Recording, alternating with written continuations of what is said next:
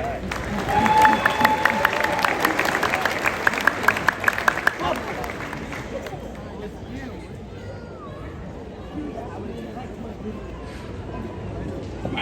lot of people here tonight.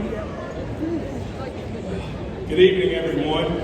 Thank you all for being here tonight as we celebrate a major milestone in the lives of the class of 2025. Both an ending and a very, very exciting new beginning.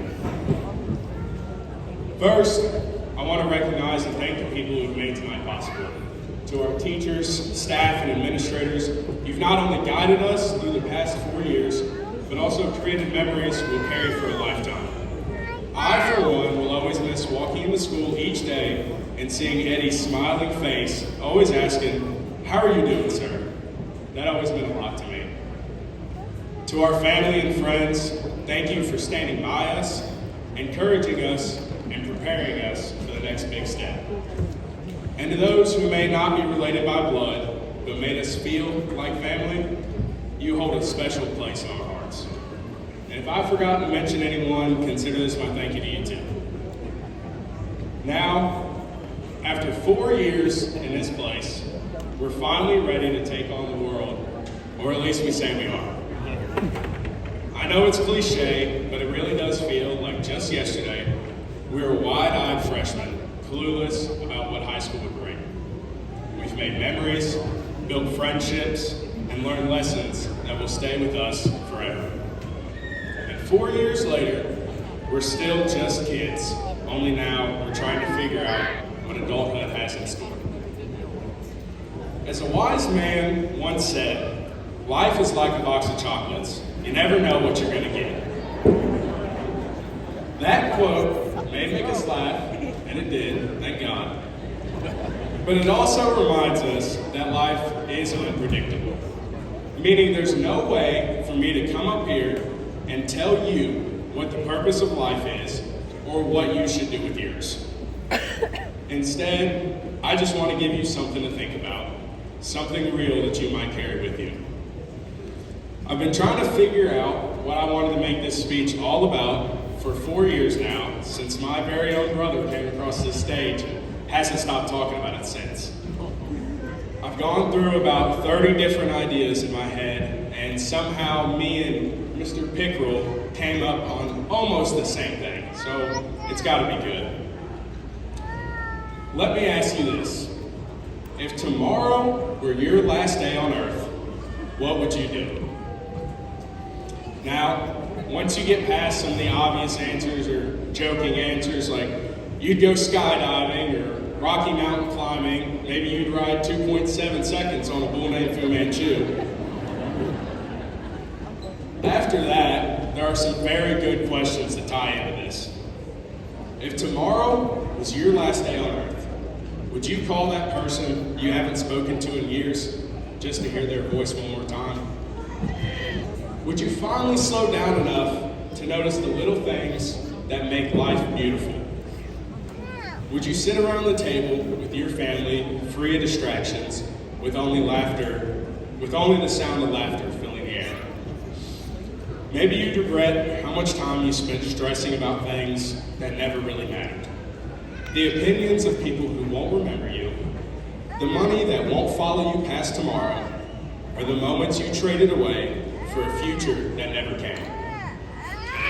One day, this question won't be hypothetical. It will be real. And in that moment, you won't be thinking about your status or the achievements. You'll be thinking about whether you truly lived and appreciated the time that you had. The good news, we are at the perfect point in our lives to decide what truly makes us happy. We're also young enough to make mistakes and fix them. So while no one's asking you to have it all figured out today, maybe now is the time to start separating what lifts you up from what brings you down. One of my all-time favorite quotes says, "You are not going to wake up one day having become someone you've not already been becoming." It's almost a tongue twister, and it kind of sounds complicated at first, but what it really means is you are the sum of your habits. Who you are becoming is shaped by what you do today. And if that thought worries you, then maybe it's a sign to change your path.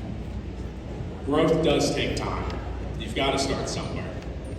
And along the way, you'll face challenges, but they'll shape you just as much as your victories do.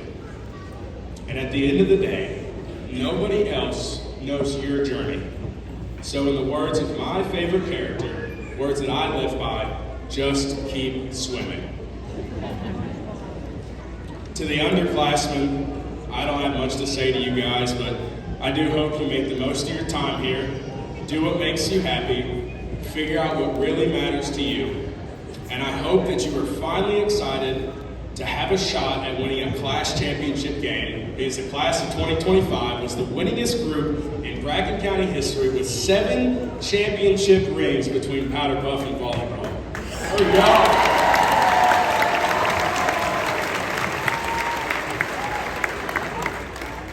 That's history that I am very proud of, and I promised that I would throw that in somewhere, so there it is. Now, before I wrap up, I want to take a moment to honor a few people who've inspired me the most during high school. I asked each of them for a piece of advice they wish they'd heard when they graduated. These are the most influential people in my life, and I hope that their words speak to you the way they did to me. First, from the best coach, 4-H camp leader, PE teacher, and a fan of the worst team in the NFL, Mr. DJ Powell.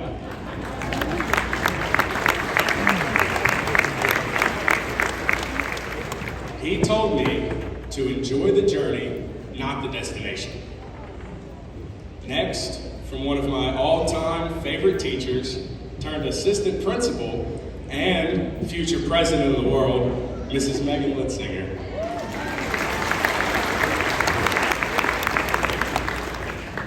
When I asked her, she had to get back with me with an email later, but she told me, you don't have to have it all figured out, just keep moving forward. From my brother, Noah Emery, my built-in best friend, even though we only really started liking each other just about 2 years ago. He said, enjoy the little moments because time goes faster than you think. And also, adulthood sucks. Good one. Yeah, I'm sure you had to think real hard about that. Oh, from Mr. Jeffrey Williams, who joined my life a short 4 years ago, but has had such a large impact. He sent me a very, very long text message for this, so I shortened it for you guys tonight, otherwise we'd never leave. He said, life really is full of choices. You must accept the consequences, good or bad, and adjust. If you can smile at yourself as you close your eyes at night, you're probably doing something right. Just like what I said. For my mom, one of my biggest supporters, even if you don't know what you want to be, have a goal of where you want to be and plan how to get there. Take pride in the journey. Never think you're too good for something, and always be kind, because life is not just about you. From the one and only Dr. Darrell Emery, and all of his infinite wisdom that he's bestowed upon me in my time, he told me, if you never have failures in life, you never tried hard enough. And finally, the number one supporter in the entire world, or heaven I should say, my favorite verse from the Bible to use during this time is Proverbs chapter 3, verses 5 through 6. Trust in the Lord with all your heart, and do not lean on your own understanding. In all your ways acknowledge Him. He will make your path straight. These next few months and years will be very trying and difficult to navigate. But if we trust in the Lord, He has the ability and willingness to help us make it through.